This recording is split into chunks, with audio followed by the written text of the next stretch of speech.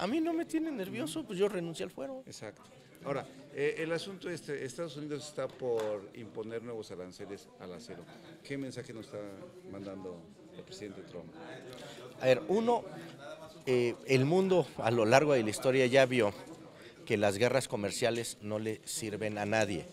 Esta es una decisión más que desafortunada, no solo por el daño que pueda hacer a la relación con México, sino porque en un momento en el que la presencia económica de Estados Unidos se ha desplomado en América Latina, esto hace profundizar la crisis y permitir el avance de otras economías en América Latina.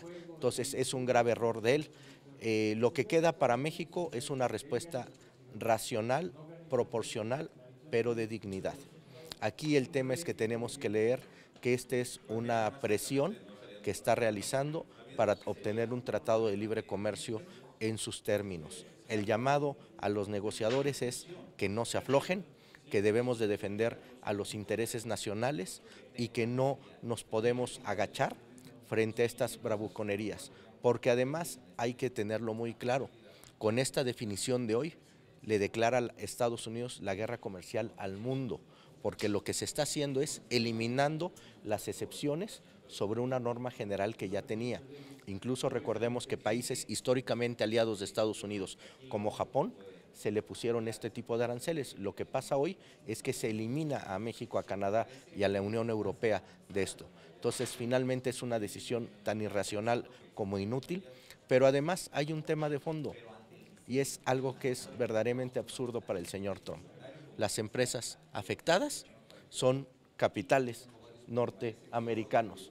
Entonces, es un acto completamente absurdo e irracional, pero que de parte de México tendrá una respuesta, debe ser contundente, proporcional y calculada. ¿Esta respuesta podría ir en levantarse de la mesa ya de las negociaciones?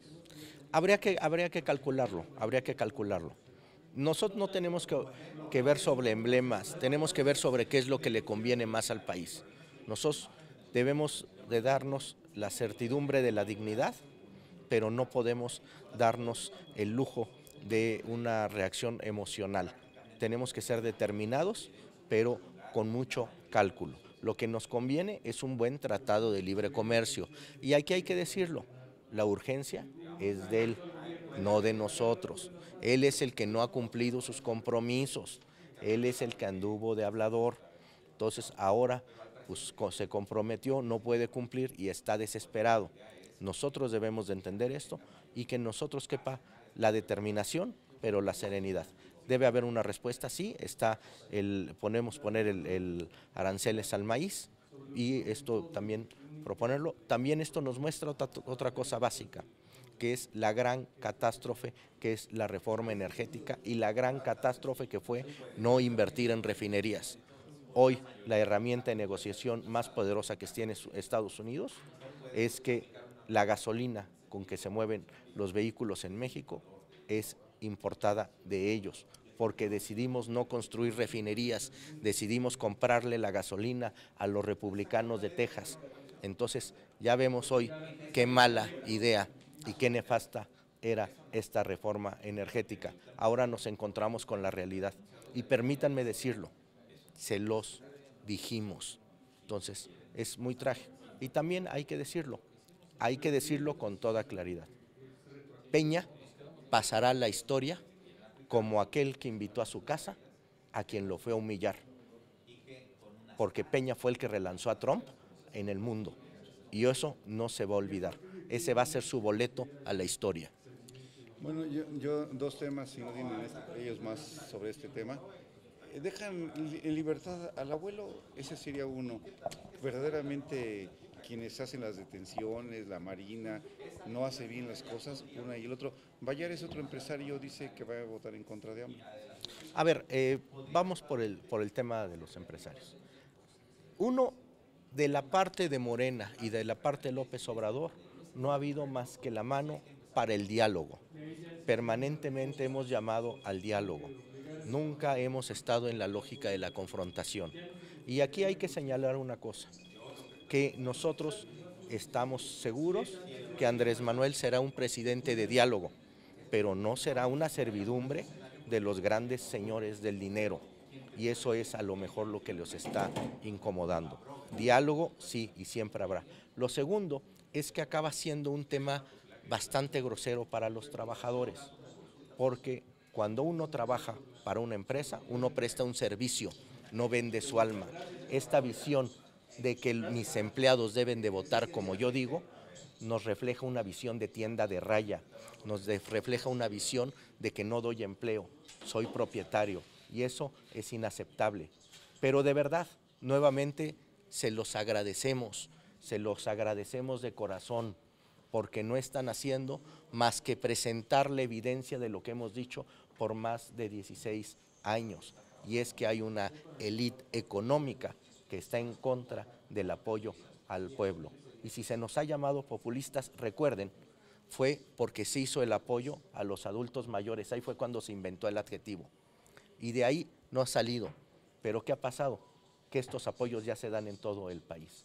Entonces, no nos queda más que agradecer la evidencia que presentan. De parte de Morena siempre va a estar la apertura al diálogo, nosotros los respetamos, nosotros sabemos que se va a tener que construir sobre la base de ellos, pero también reconocemos que es ilegal, porque cualquier amenaza, por elegante o por escondida que sea, que incite a la votación en un otro sentido, está prohibido.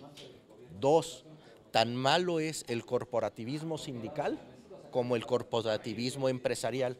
Y 3, y aquí sí quiero poner el acento, no es de destacar que los haya movido más a declarar por López Obrador o declarar en el sentido del voto, y por qué nunca tuvieron esa actitud para combatir a la corrupción, por qué nunca levantaron la voz para hablar contra los corruptos. Eso lo extrañamos. Es increíble que sea más poderoso su miedo a López Obrador que el sentimiento que puedan tener contra la corrupción. Eso es lo que yo destacaría.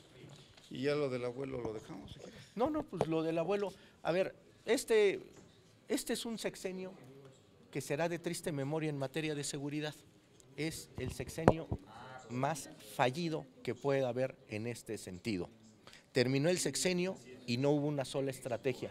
Aquellos 10 puntos lejanos de los que habla el presidente ya son una memoria lejana. ¿Alguien se acuerda de esos 10 puntos? Esa era la estrategia. Acabó el sexenio y sin estrategia. Fue el sexenio en el que más innovó la delincuencia.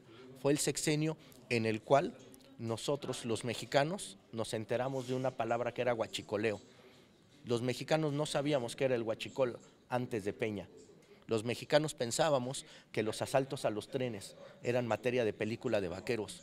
Nosotros, los mexicanos, pensábamos que el hackeo a los bancos era un tema de películas. Hoy es la realidad.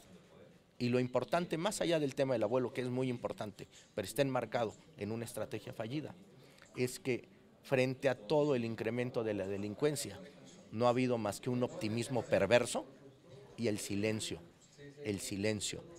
Nosotros emplazamos desde hace meses a que hubiera una estrategia contra el huachicoleo. Emplazamos desde hace meses a que hubiera una estrategia preventiva de ciberseguridad.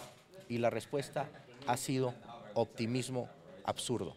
Entonces, pues lo del abuelo acaba siendo un síntoma más de una enfermedad mayor, que es la incapacidad de la presidencia de la República y de su gobierno para presentar una estrategia funcional. Y es la incapacidad, sobre todo porque se advirtió a detalle que la ley de seguridad interior era inconstitucional. Todo el sexenio nos pasamos en un absurdo que era la ley de seguridad interior. Y hoy no hay ni marco jurídico para las Fuerzas Armadas, ni hay policías y no hubo rumbo. Entonces, pues es lógico que pasen estas cosas frente a este tamaño de impericias. Pero inclusive lo que a mí me llama la atención es que el pueblo lo recibe con fiesta. O sea, es un delincuente, se supone, y la gente donde vive él lo recibe y le hace… A ver, es que esto es bien importante. Parte de lo que hemos visto en este sexenio es fundamental, es que el crimen organizado ha tomado una base social. Cuando tú ves los operativos contra los huachicoleros, es que la gran perversión, y todo esto frente al silencio del gobierno, es que comunidades enteras se han metido a la economía de la ilegalidad. Esto es un síntoma mayor de la descomposición que estamos viviendo. Es cómo el crimen organizado tuvo una base social tan importante. Gracias, senador. Gracias. Gracias.